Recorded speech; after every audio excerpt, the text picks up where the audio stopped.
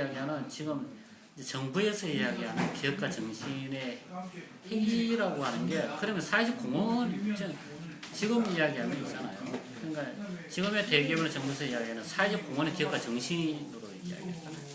다르게 표현하면 사회적 공헌 그러면 그러니까 일자리 많은데 기여하고 그러니까 다르게 표현해 기업이 사회적 책임을 져야 된다라고 하는 걸 표현하고 있다. 이거는 제가 표현하는 이유는 그거 이전의 내용이라 그건 국가가 해야 되고 기업이 해야 되는 일이죠. 지금은 자기 소득에 있어서 그러니까 우리나라 한국 사회에서 기업가 정신을 이야기할 때 예전에 다르게 표현하면 이게 공개되면 또 뭐 어떻게 될지 모르겠지만 그러니까 예전에 이야기하면 그러니까 대기업이나 일반 사회 이게 다 나쁘다라고 하는 전제는 이야기가 아닙니다. 사회적 공헌이라고 하는 표현이 쓰여진 게 그렇게 쉽지 않습니다. 그러니까 노무현 정부가 들어오면서 사회적 공헌이라고 하는 정부 정책적 기조가 나왔던 거예요. 그러니까 그전에는 국민의 정부 오면 환경 뭐 이런 걸로 이제 했던 거예요. 그러니까 모든 상품을 재생산되는데 환경에 자연 환경을 집어넣지 않으면 마케팅도 안 되고 제품도 안 팔리죠. 그런 브랜드가 그러면서 이게 정부가 이제 참여정부로 바뀌면서 정책 기조가 바뀌는 게 뭔가 그러니까 기업이 사회적 공헌이라고 하는 트렌드가 나오는 거예요. 지금 녹색 성장이 되죠. 녹색으로서 이제 기업가 정신 뭐 이렇게 기업가 정신 어느 날 갑자기 기업가 정신을 다 이야기하게 돼서 최근에 와서 그 길지 않다는 거예요. 그런데 우리가 이야기하는 것은 그러니까 예전에 전통적으로 했던 그런 사회적 공헌이라고 하는 게 그러니까 대기업이 사회적 공헌을 하게 되면 그 전에 했던 비용이 뭔가 하면 영업비용. 그러니까 사회적 공헌의 이 팀은 예전에 그러니까 이미지 제고하기 위해서 했던 비용을 영업적 하기 위해서 썼던 걸 여기에 넣고 그러니까 이게 기업의 이미지 제고, 기업의 상품 제고의 영업 전략의 하나의 수단으로 활용되고 있다는 거예요. 그리고 직접 자기네들 경영하게 되고 공헌팀은 자기 팀 해서 팀을 만들어서 제가 이야기하면 그러면 거기 사회적 공헌을 주면 진짜 그걸 운영할 수 있는 시민사회의 인간의 수라는 거지. 주고 그들이 하게 만드는 게 답이죠. 그렇게 안 하잖아. 자기네 하면서 거기에서 자기 경영 마인드 다 넣어서 제가 기업을 칭하지는 않겠습니다. 그게 영업 전략하고 이어져 있다는 거예요. 이미지 제고가 다른 게 아니고 그 비용이 하면 사회적 공헌 비용을 저는 보지 않는다는 거죠. 그러니까 이게 두가 뭐 일석이조, 삼조 뭐 이게 다양한 걸 누리죠. 거기에 플러스 사회적 기업 육성법이 만들어지면 더더욱 기업들은 혜택을 누리죠. 왜? 어느 기업이 야 내 200억 내 가지고 이게 사회적 공헌 하겠다. 그런데 야 아니야 정부도 우리에게 돈 그러니까 200억 갖고 하면 일자리 안 되잖아요. 그 법에서 만들어준 걸 이용을 하게 되면 그건 몇 배 늘어나겠지. 200억이 뭐 내용적으로 정리하면 엄청난 숫자 데이터가 늘어나요. 200억 갖고 이래서 10가지를 준비를 하라 그러면 정부가 5를 감당해줘. 나머지 5는 200 갖고 하는 거예요. 그러면 실제 200억 플러스에 한 예로 설명하면 그럼 400억짜리가 된다 이거예요. 자기의 실적 성과거든. 그런 데이터를 가져가는 거죠. 나쁜 게 아니에요. 그런 내용들이 있다는 거죠. 그래서 사회적 기업 육성법이 만들어지면서 대기업들에게 다양한 길이 열려지는 그런 현상들도 사실이 있는 거고요.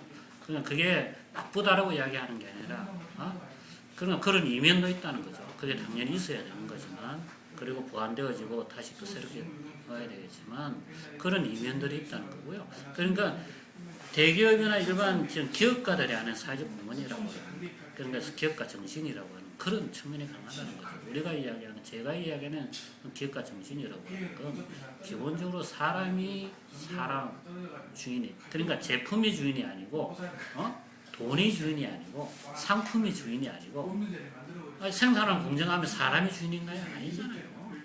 그죠? 일이 중심이 되고 사람이 기본적으로 누려야 할 시간들이 없잖아요. 다 제품 생산에 맞춰져 있고 일에 맞춰지는 이런 거잖아요.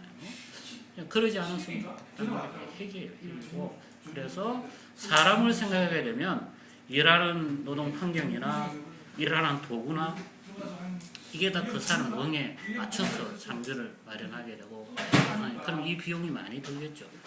그러니까 더 나가면 이게 제대로 이렇게 관리를 하게 되면 국가 나라로서는 사회적 비용이 줄어들어요. 왜 그런가 하면 그 건강의 문제 이게 병원 하나 지으면 단순하게 그 개인 국가가 시설에 좀 역할을 하는 거잖아요. 그렇죠? 그러면 그게 세금이 들어가요. 그럼 우리가 일하는 대가가 글로 들어가는 거죠. 그러니까 그런 것들을 처음부터 그렇게 환경적으로 사람 준비를 딱 하면 그러니까 사회적 비용이 줄어든다는 거죠. 한 예로 그러니까 실업자가 그냥 한 가장이 실직을 하게 되면 가정이 파괴되어지면 여기서 오는 비용이 엄청난 거다. 아이 문제. 이 아이가 망가져서 그래서 바깥에 뛰쳐나와서 들어가면 이게 국가적 사회적 비용이 엄청나게 들어가는 거지. 이런 비용들이 줄일 수 있는 게 다 그런 한 예로 생각하는 거예요. 그러면 저희들이 실업자를 오게 되면 저는 제가 예전에 했던 또 한 사람을 상담 오면 그 이면을 보는 거죠. 그러면 특히 이제 아이들이 있으면 더더욱 챙기는 거예요. 가장이.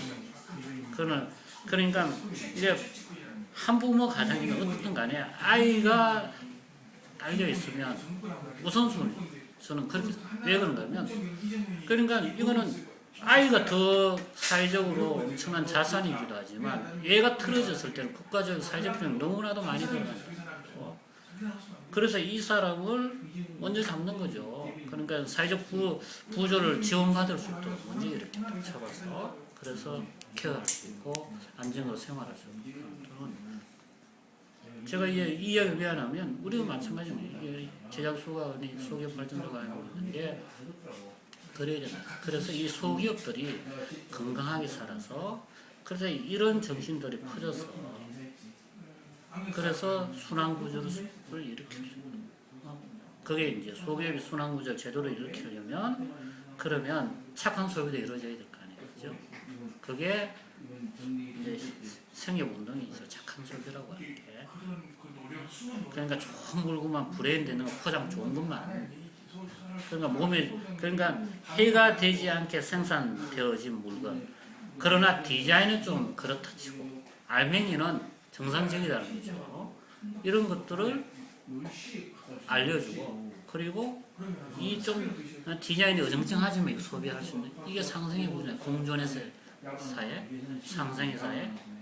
그러니까 이게 다른 게 아니라 이런 걸 안을 수 있는 그런 관계들을 형성해내는 일이 우리가 해야 될 일이다 이렇게 보고 뭐 그거는 희망 제작소도 마찬가지 갖고 있는 이거 희망 제작소는 아마 시민사회라고 사람을 중심에 놓는 그런 사고라는 많은 사람이나 조직들은 다 그게 그렇게 생각하고 있을 거라서 이거는 진보 보수 넘어서서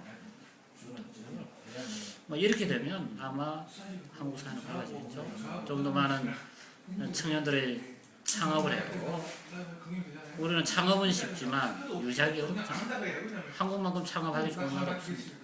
재원도 많고 그러나 후속을 이어줄 수 있는 내용이 없거든요. 돈 널려있죠 사실. 내 자신의 신용의 문제만 없다고 한다면 돈은 막 널려있어요.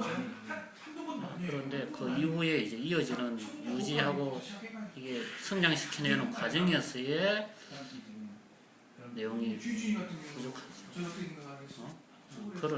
그런 인프라나 이런 내용들이 아마 한국 사회가 안고 있는 문제는 큰 문제 아니에요. 그냥 큰 문제고 그런 걸 하나씩 메꿔 나가는 역할이 소기업가 좀 해야 돼요.